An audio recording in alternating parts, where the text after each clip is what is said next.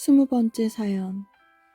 작전 지역에서 철수하는 길에 크레모아가 터진 이야기. 일주일간 수색 작전을 했으나 적은 보이지 않았다.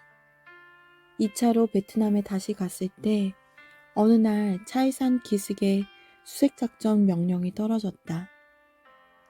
우리 삼중대는 적의 속으로 기어들어가 민간인이나 마을 개들을 통해 얻은 정보를 분석한 후 적이 어느 지점으로 올지 예측하고 그곳에서 매복 작전을 했다. 그런데 이틀 동안 적의 동태를 살폈으나 인기척도 없었다. 차이산 1부, 2부 능선까지 샅샅이 뒤졌으나 적이 스쳐간 흔적뿐이지 그 실체는 단 한 명도 보이지 않았다. 흔히 작전을 하면 베트콩들은 그 지역에서 빠져나가 반대쪽에서 살피기 때문에 수색 작전을 하다가 그들과 부딪히는 일은 드물다.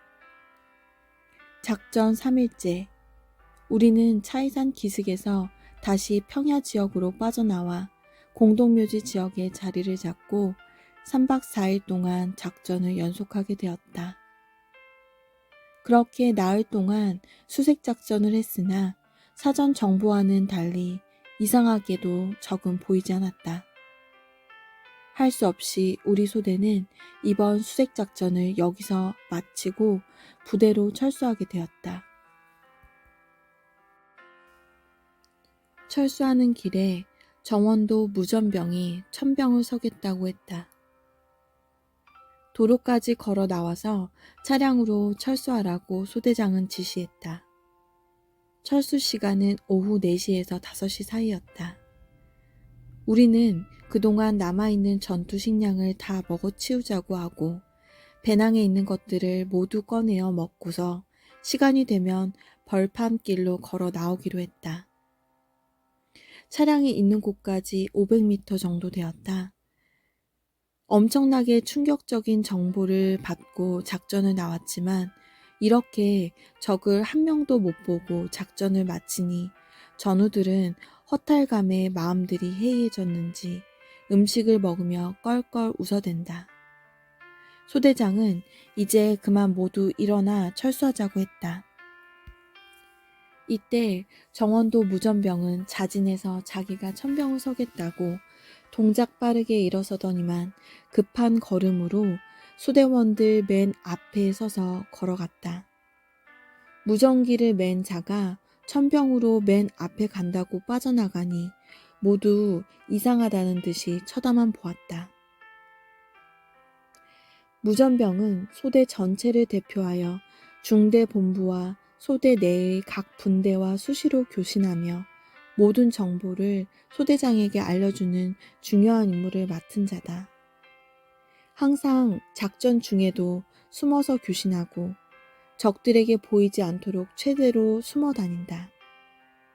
그러므로 무전병 보고 천병을 서라고 하면 서지도 않을 뿐 아니라 누구든 명령할 수도 없다. 그런데 이날은 작전을 마치고 철수하는 길이라 그런지 모두 의아스럽게 생각은 했겠지만 가볍게 여겨 웃기만 했다. 소대장과 소대원들도 이해하고 그를 쳐다보며 그래, 네가 앞에 가라 하였다. 무전병이 앞에 가니 위생병이 따라가게 되고 또 나도 3번째로 유탄 발사기를 메고 따라갔다. 그리고 내 뒤를 이어 소대장과 소대원들이 제대로 작전 거리를 지키지 않고 일려울 종대로 쭉 걸어 나오고 있었다. 벌판길을 따라 걷다가 갑자기 길을 꺾어 풀밭으로 가기 시작했다. 출발 지점에서 200m쯤 벌판길을 따라 걸어 나왔을 때다. 선두로 가던 정원도 무전병은 갑자기 길도 아닌 우측 잡초밭으로 길을 꺾어 가기 시작했다. 나도 내 뒤에 있는 전우들도 아니 왜 길을 두고 풀밭으로 가는 거야? 라고 물었다. 그러나 천병인 그는 죽을 길로 가지 않을 테니 따라와 했다. 뒤에서 모두 길로 가자고 고함들을 지르며 궁시렁댔다. 앞에 가는 정원도 병장에게는 그 말이 안 통했다. 경상도가 고향인 그는 뒤돌아보며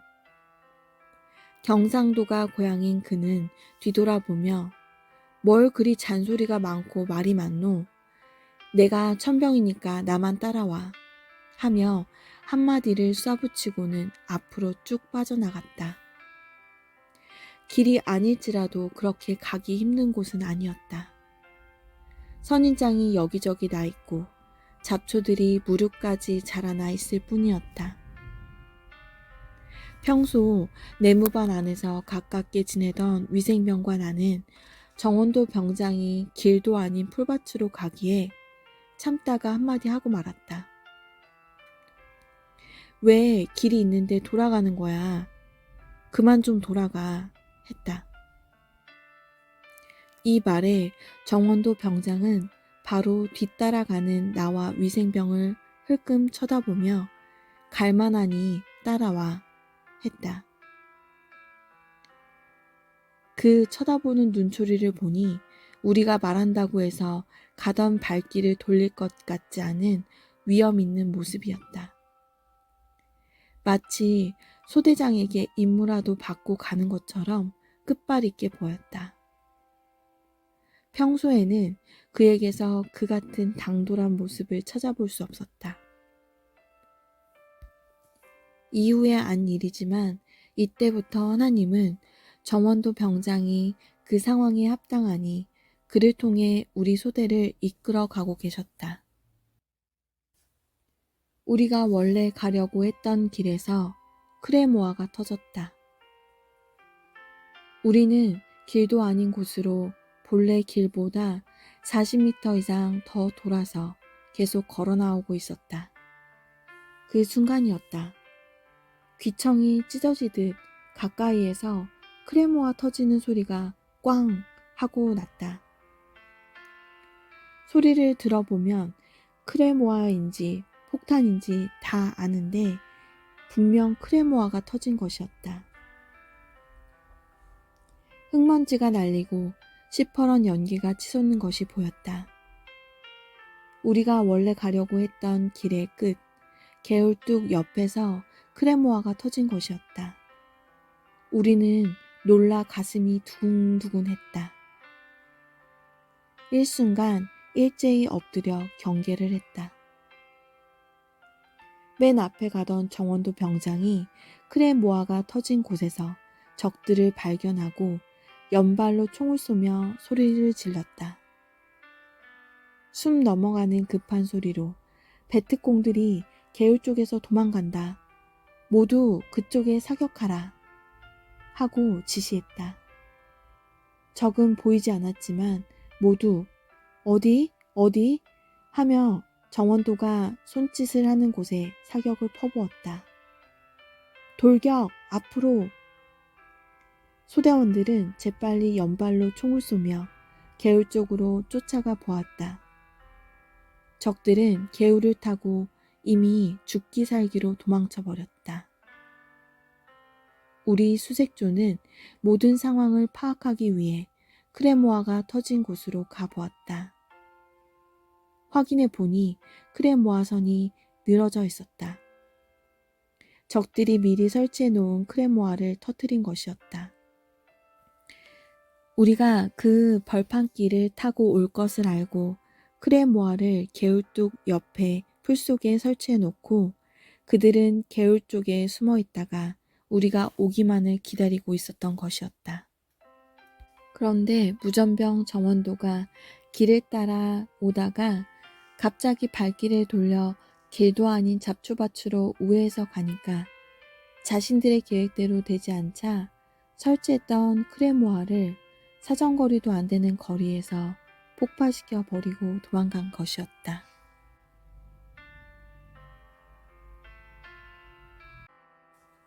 하나님은 정원도 병장의 사고가 합당하니 그를 통해 길을 돌아가게 함으로써 우리 모두 죽음의 길에서 구해주셨다. 크레모아 사정거리에서 벗어난 우리들은 한 명도 다친 사람이 없었다. 천병으로 맨 앞에 가던 정원도 병장이 베트콩들을 보고 먼저 사격하니 적들은 푹 파인 개울 바닥을 기어 도망쳤다. 이날 우리 소대원들은 나를 중심해서 수십 명이 벌집이 되어 죽는 날이었는데 하나님이 정원도 병장을 통해 길을 돌아가게 함으로써 나와 우리 모두를 죽음의 길에서 구해주셨다. 그날 나와 위생병은 정원도 무전병 뒤에 바짝 따라갔다. 만일 본래 가던 길로 갔으면 우리 세 사람은 크레모아 파편을 맞아 현장에서 벌집이 되어 죽었다. 크레모아가 터지면 콩 같은 쇠구슬이 700개가 터져 나와서 같이 날아간다. 그러니 안 죽을 수가 없다. 하나님이 이날 정원도 전우를 쓰고 역사하여 우리 소대를 살리신 것이다. 나를 살리시는 하나님이 소대 또한 지켜 모두를 살려주셨다. 철수하던 우리 소대는 모두 놀라서 가슴이 얼마나 뛰던지 다리를 후두두두 떨며 걸음을 제대로 걷지 못했다. 정신을 차릴 때까지 모두 멍하니 한숨만 쉬며 하늘을 우러러 자기를 살려준 하나님께 감사의 마음을 전하는 듯 보였다. 일순간에 특히 앞에 가던 사람들은 모두 시체가 되어 피바다가 될 뻔한 날이었다. 생각하니 살아있다는 것이 꿈만 같았다. 정말 위험천만한 순간이었다. 만일 그날 평소대로 다른 사람이 천병을 서면서 나왔더라면 정원도 무전병처럼 벌판길을 두고 잡초밭으로 걸어 나오며 철수하지 않았을 것이다. 그래서 벌판길을 타고 곧장 걸어 나왔더라면 베트콩은 분명 천병이 지나간 후 설치한 크레모아를 무전병, 위센병, 유탄 발사기 사수가 지나갈 때 폭발시켰을 것이다. 그러면 정원도 무전병, 위생병, 나 그리고 뒤에 따라오던 우리 소대원들은 그 파편을 맞고 모두 벌집이 되어 피를 토하며 그 벌판에서 죽었을 것이다. 지금 생각해도 소름이 끼치고 섬뜩한 일이다. 이날 정원도 병장은 작전이 모두 끝난 지역이라 자기도 벌판길로 가려는 마음도 있었지만 갑자기 마음이 감동되면서 평소에 자기 심리대로 편한 길로 가기 싫은 마음이 생겨 발길을 돌린 것이라고 했다. 소대원들이 너 때문에 살았다 하니 뭐가 나 때문에 살았노? 하나님 때문에 살았지 하였다. 알고 보니 정원도 병장은 평소에도 작전 지역에서는 편안한 길을 싫어했다고 한다. 이는 적들이 부비트랩을 자주 매설하므로 안전하지 못한 길이라고 생각했기 때문이다. 고로 자기는 항상 천병 설 기회가 있으면 절대 작전 지역에서는 길로 안 다녔다고 했다. 이러한 사고와 철학을 가진 자가 이날 천병으로 앞에 가도록 하나님은 성령님과 함께 그를 감동시킨 것이었다. 하나님은 각 사람의 평소의 생각과 행실을 보시고 그때그때 필요에 따라 쓰심을 깨달았다. 이 사람은 이렇게, 저 사람은 저렇게, 그 처한 상황에 따라 그때그때 필요한 사람을 빼서 쓰신다. 이날은 정원도 전우를 통해 역사하시어 나와 소대원들을 죽을 수밖에 없는 상황에서 극적으로 살리신 날이었다. 하나님은 정령코 이루시는 전능자이시다. 제대하고 30년이 지난 후에 정원도 전우를 다시 만났다. 옛날 베트남에서 죽지 않고 살아왔으니 서로 만나게 되었다며 죽을 고비에서 살았던 이야기를 나누었다. 자기도 생생하게 생각나는 죽을 고비가 있었다고 하기에 이야기를 해보라고 하니 바로 크레모아가 폭발했던 이 끔찍한 사건을 말해주었다. 나는 그 당시 그 자리에 같이 있었지만 잘 생각나지 않아 다시 자세히 들었다. 나에게도 그날이 참으로 죽을 고비였구나 함을 깨닫고 감사하며 이 글을 쓰게 되었다.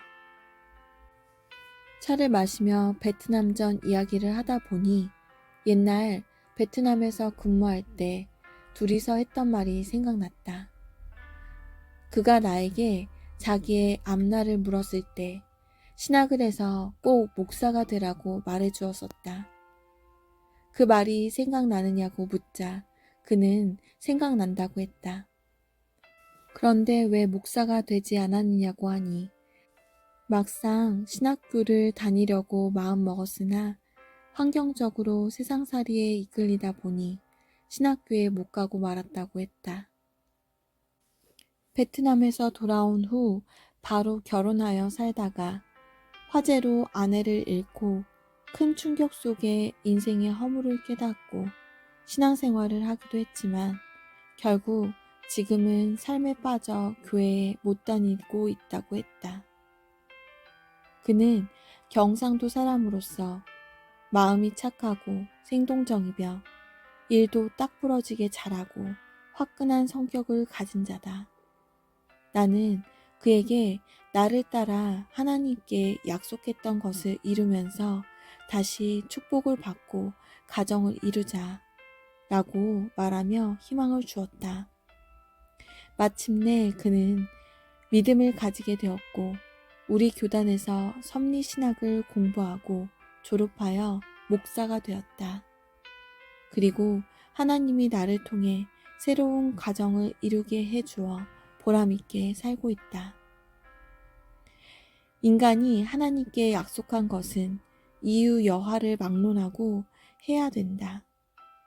나는 정령코 이루는 전능자이니라 말씀하신 대로 못하면 수십 년 후에라도 하나님은 기억코 하게 하신다. 또한 인간이 약속한 것을 지켜야만 이에 해당되는 축복을 주신다.